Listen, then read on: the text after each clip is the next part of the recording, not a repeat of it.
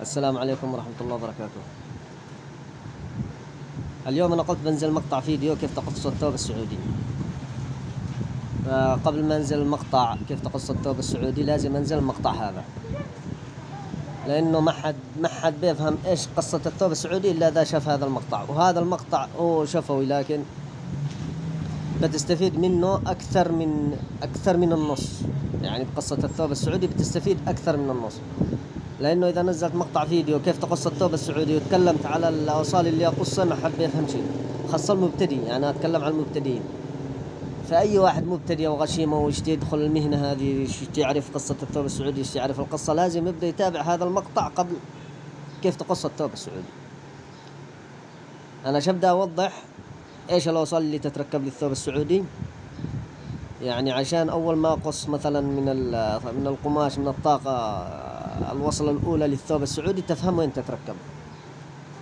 أما أن أنا أنزل مقطع فيديو كيف تقص الثوب السعودي بدون ما أنزل المقطع هذا، ما حد بيفهم شيء إلا بتركيز ومعاناة يعني.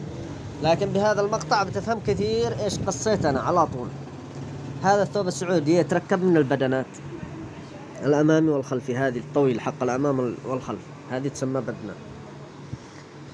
هذا من هنا يسمى جنب، لا تحت، من هنا لا تحت، من نص البطن. هذه الوصلة ما بين اليد والجنب تسمى تخليصة. أنا يوم أنزل مقطع فيديو أقول أنا أقص الجنب، أول شيء أبدأ أقص الجنب، يفتهم للشخص المشاهد إنه هذا الجنب، يعني على طول يعرف وين يتركب. هذه التخليصة، هذا اليد، هنا الإبط وهنا الكبك.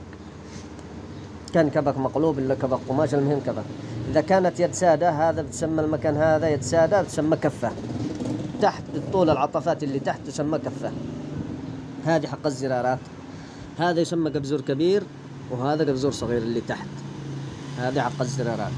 جيب الصدر، الرقبة، الكتف، هذا الذي الظهر، الكتف، و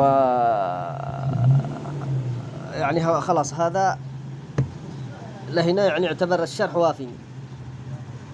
أهم شيء إنك تعرف إيش الثوب السعودي من إيش يتركب.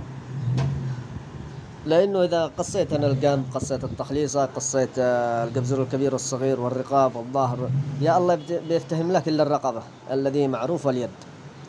أما اسم الجنب ما بتعرف وين يتركب، ولا أنت داري إيش الوصل اللي أنا قصيته. لكن هذا المقطع أنا وضحته إنه من هنا من نص البطن تحت يتسمى الجنب، وهذه التخليصة. من شان لما أتكلم أنا اليوم بقص مثلا، أبدأ أنزل مقطع الفيديو، ببدأ أقص الجنب. أول خطوة ببدأ أقص الجنب، بعدين بقص اليدات، بعدين بقص البدان، والتبعات الذي حق الرقبة والقبزور الصغير والكبير والظهر والتخاليص والجيوب الداخلية، هذه تسمى تبعات. لكن الأساس هذا هو الأساس، الجنب والتخاليص واليدات يعني والبدان.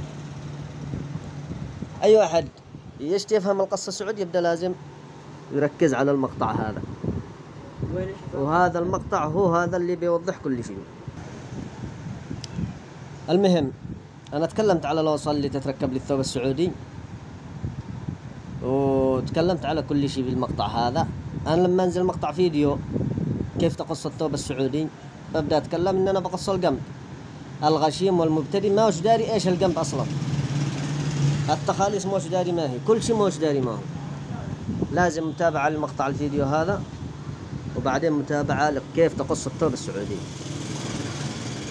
يعني مرة مرتين ركز بتعرف تقص الثوب السعودي، بس بوقت قريب جدا. وبعده إن شاء الله بنزل مقاطع كيف تشتغل الثوب السعودي، كيف تشتغل الثوب القطري، وكل شيء إن شاء الله ننزله مرة واحد. نبغى اللي يشتي مثلا ننزل له المقطع كامل من الألف للياء، من بداية الثوب إلى نهايته بننزل له. واللي بيشتي يتعلم الكبك فقط، واللي يشتي يتعلم الرقبة فقط، المهم كل شيء بننفذه على الأسئلة اللي بالتعليقات على طول بننزل عليه.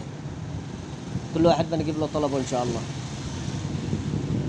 وأنا أنصح إنه الواحد لما يدخل قناة اليوتيوب يعني يستفيد منه، ما يجلس يشوف أشياء يعني ما منش فايدة.